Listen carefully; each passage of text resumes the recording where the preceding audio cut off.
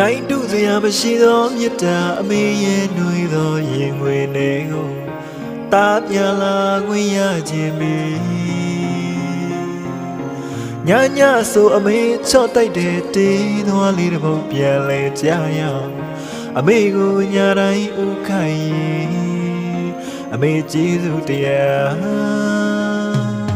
တာတဲ့နေ့မှပြန်ဆက်ခွင့်ကိုသာတာဘဝမှာအမျော်လင့်ထားဆုံးရာလွမ်းလို့ရဲ့မငိုလိုက်တဲ့အမေမိဘမြည်ကြီးကြွေမှာဆိုတဲ့တားလိမ်မှာတယောက်ဖြစ်ချင်တယ်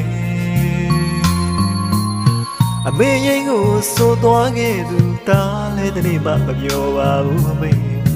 တားယုံကြည်ချက်အမှုပညာဒီလမ်းမော